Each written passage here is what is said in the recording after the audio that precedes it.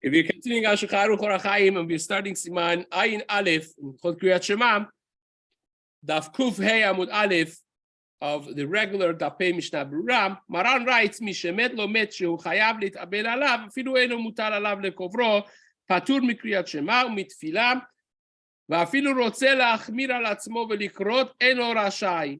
ואם יש לו מי שישתדל בשבילו בצורכי קבורה, ורצה להחמיר על עצמו ולקרות, אין מוחין בידו. Maran writes, Rahman al-Islam, someone that loses one of the 7 immediate relatives, that means father, mother, any of the siblings, brother, sister, son, daughter, or spouse, one of those 7 siblings, 7 relatives rather, then a person is patur from all the mitzvot prior to the kvura, prior to the burial, and that includes even mitzvah d'oraita like Kriyat Shema, not just tefillah, but even Kriyat Shema. And even if he wants to say, oh, I'm mahmir, I'm going to say it anyways, he's not allowed to do that.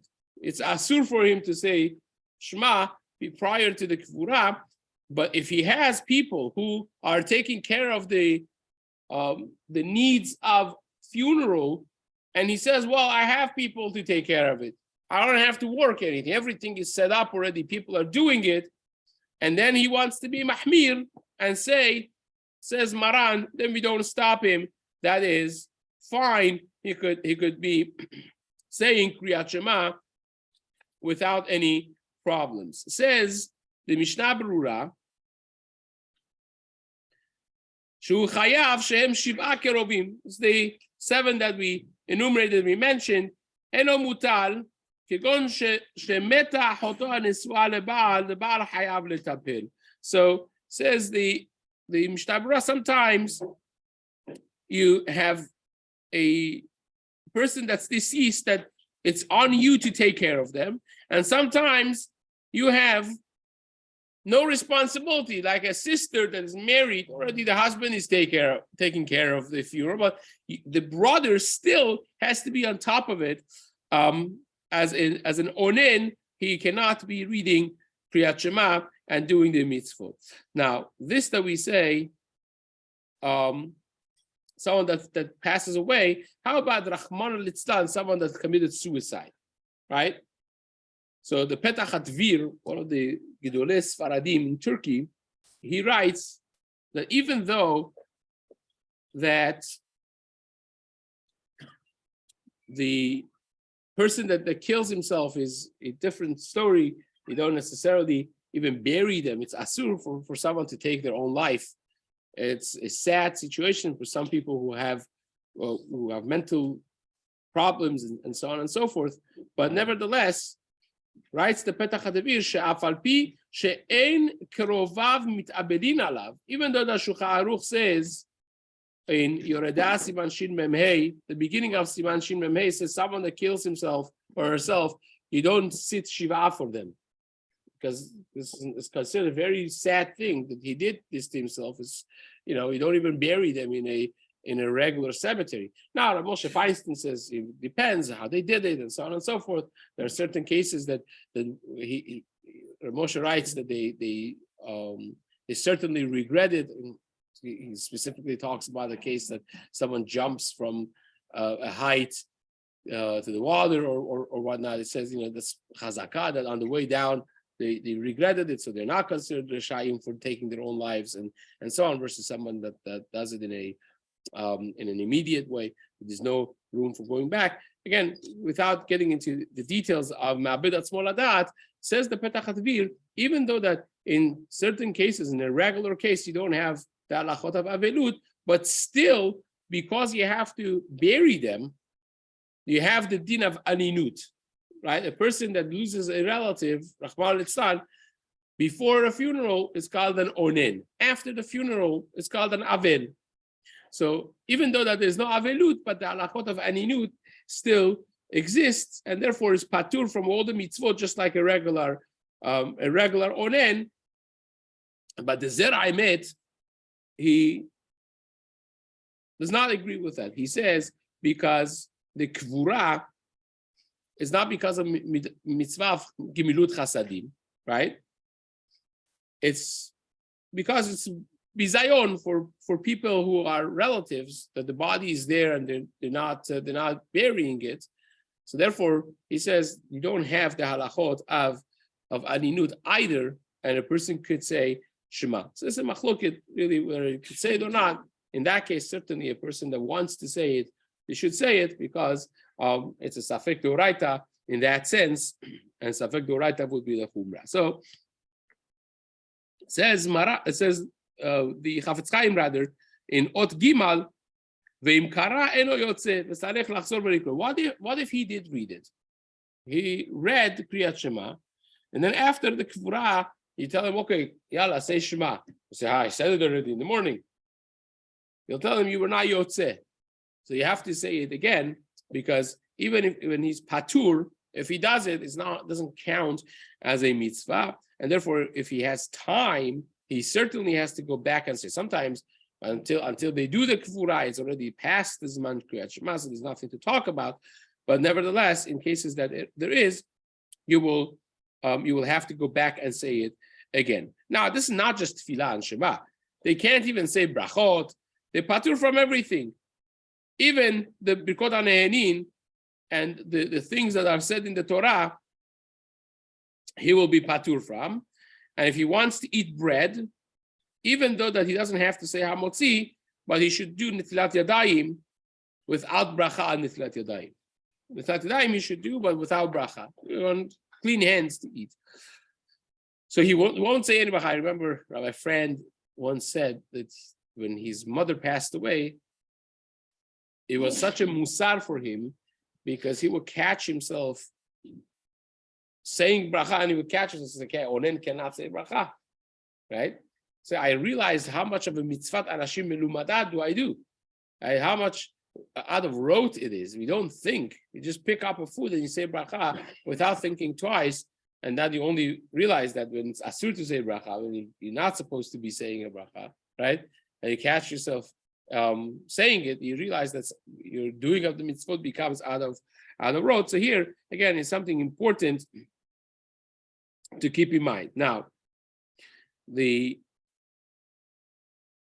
tefillah and brachot, if you hear other people saying a bracha, whether or not you say amen, Marash Charuch in Yoredah in Chod Avelut, Siman Shin Mem Aleph writes that you don't answer amen either. It's not just that you don't say bracha, he doesn't answer amen, doesn't answer baruch Shmo, nothing. It's just he's supposed to be busy with his mitzvah of getting the funeral going. So therefore he's patur from all those mitzvot, not just saying brachot, but he doesn't answer amen on other people's brachot either. Now, can you use him for a minyan? Can he be mistaref as a minyan? Is something that we have discussed before. It's not so simple. Mishna Berurah earlier on in Siman Nun Hey brought this and we discussed it. Anything else that's there? Well, Haobadia writes that he doesn't have to eat less just because he has an onen. He could eat normally, whatever he would eat. You don't say, well, because you're not saying bracha, eat the very minimum, right? Don't eat too many things, just eat one thing and eat it maybe less than kazait every 10 minutes. This way you don't have chiyuv of bracha achrona or benching. No, he could eat normal. He could just live normally, eat whatever he would eat. He just doesn't say any brachot. Doesn't have to be makbil. He doesn't have to restrain his activities of eating just because of the fact that now he's not saying a bracha. Now, we learned in Gemara brachot that's asur la'anot ma'olam hazeh belo bracha. It's asur to use the word without bracha. So, what's the svara? What's the logic that this person could use it without any restraints, without saying a bracha? So Chacham Badia writes that the reason is usually the isur of benefiting from the world without bracha is not an essential isur on its own, but it's because you're chayav to say bracha. Once you're obligated to say bracha, if you don't, you're stealing. But if you're not supposed to say bracha, It's not something negative essentially to use something from the world without bracha. It's because you have to say bracha, that if you don't say it, it's like you're stealing. But if you can't say bracha, so then you're not stealing. You're going about your days, and that's why that would be considered fine. Now, how about, and this happened recently, how about if a onen has a brit milah? He had a son, and on the 8th day and the 7th day, whatever it is, the family member passed away. So he is an onen while doing brit milah for his son. What happens? So because he is patur from all the mitzvot, he should first do the funeral and then do the brit milah. Instead of having the brit milah, normally we say zerizim maktibim b'mitzvot and do it early in the morning. Wait until the kvura happens, is chayav b'mitzvot.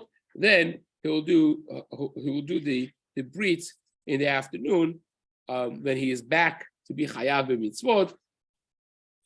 And there are those who say that if the time is before, then צריך לאמור את בנו לפני קבורת המת, וכדי לצאת ידי כל הדעות, ימסור את קבורת המת לידי חברה קדישה. The best would be in this case, you give all of the needs of funeral to חברה קדישה and appoint other people to be on top of it. This way, you have the yesh omrim that Maran brought, that there are those who say if you hand it over to חברה קדישה to katafim, then you could say, or you should say the Shema, and you will be chayav b'mitzvot. So therefore, in that case, you will do it in order to cover all your bases. Again, we're just setting off alarms to know what's a question, what's not a question. Again, these things you should be always for simcha, but when these things do happen, a person should know at least what is a question. So it says the Mishna Berurah, ve'im rotzeh lechol pat. Right? That's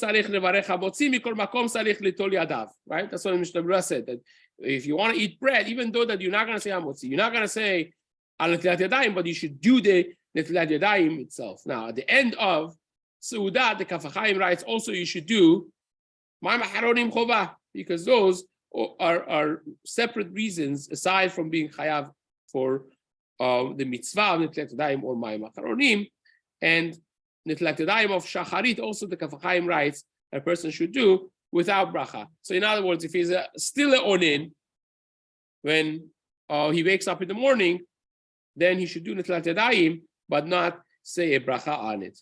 Now we mentioned that the Mishna Berurah writes, if there is a chabura, chevra kadisha in the town, so the person himself is not necessarily in charge of this. I remember still back in Tehran many years ago, this is maybe about 6 years ago, there was an actual case of met mitzvah.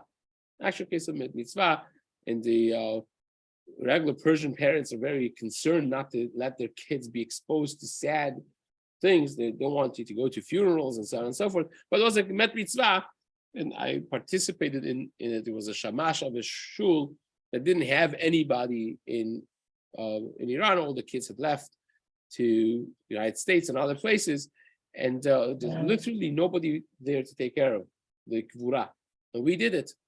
It was chut. At the same time, there's no chevra kadisha. There was no people were helping voluntarily to take care of the kvura and so on and so forth.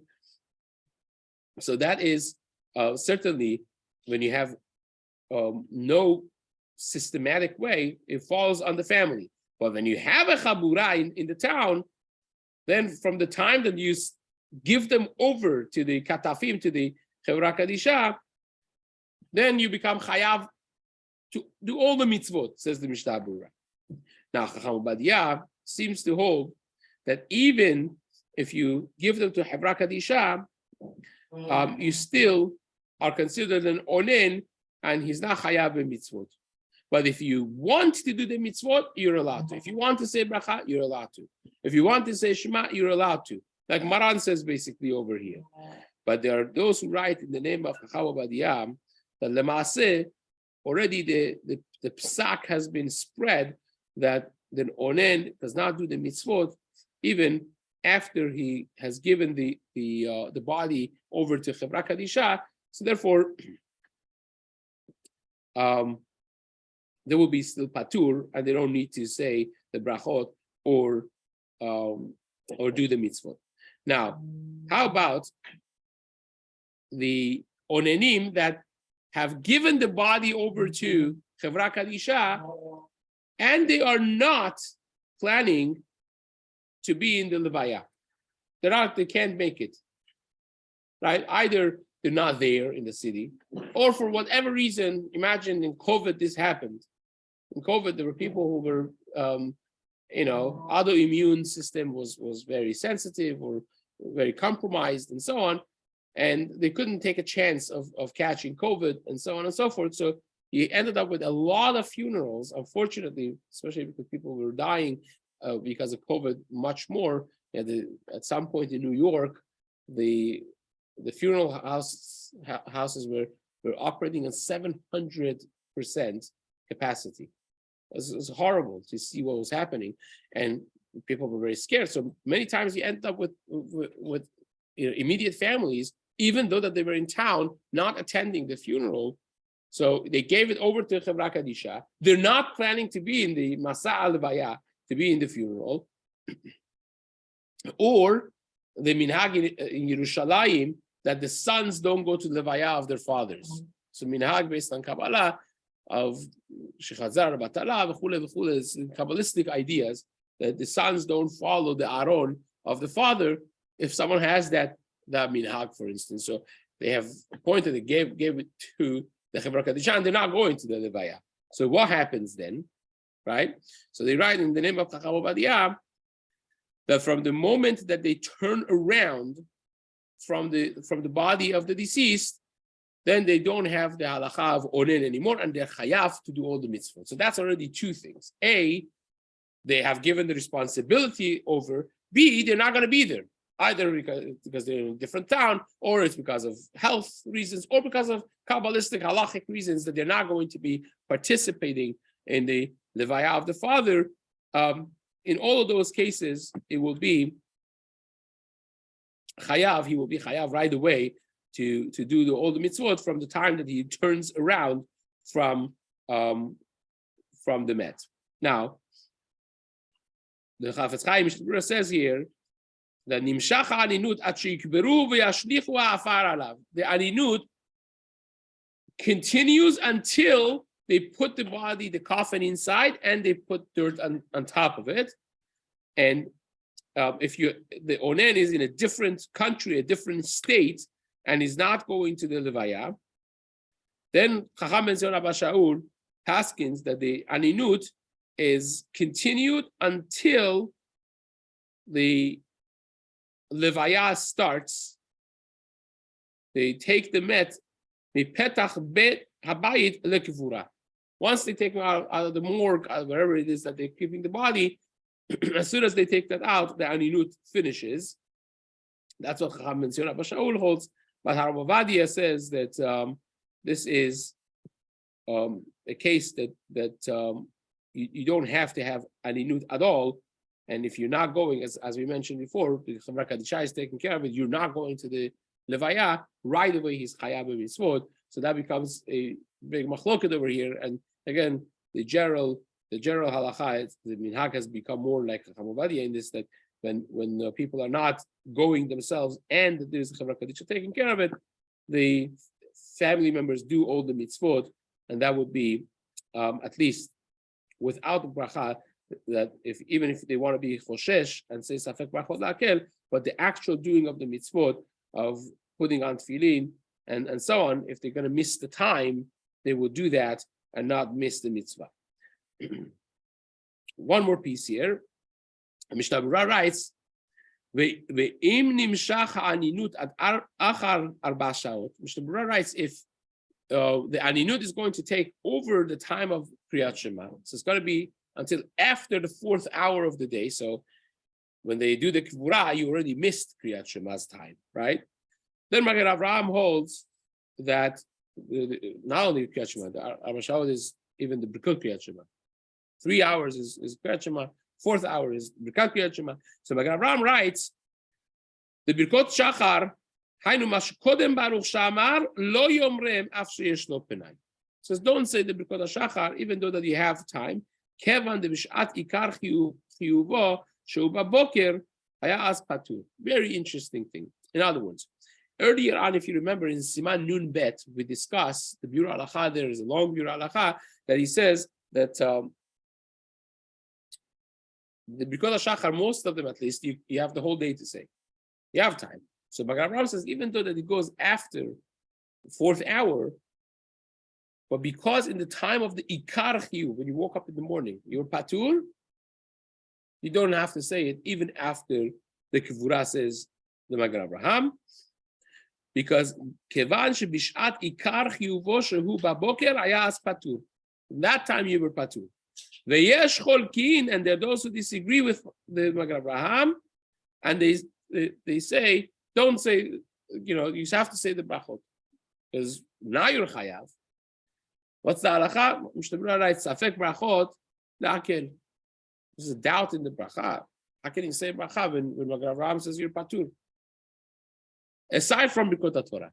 But you want to go learn right now, you need to say Birkat Torah. So Birkat Torah you say afterwards, and the bracha of Shlas Ani Goy, Shlas Ani Avid, right? Shlas Ani Isha, those are not related to waking up in the morning necessarily. You say it every day. Those, even Magen Avraham holds that you could say, so therefore those brachot you could say. Now, you see from the Mishna Berurah's understanding of the Magen Avraham that even that's only in the case that the aninut takes the 4 first hours of the day. In that case, you have this question, right? But if it finishes before the 4th hour, then you have to say all this brachot. But the Kaf HaChaim says that the Shita of Magen Avraham is that you don't say the brachot of the morning. If he was onen in the morning, you don't say the brachot, even if the Kivura happened before 4th hour, because the moment that the bracha had to be chal, had to take effect, the person was patur, and therefore never the chiyuv comes back.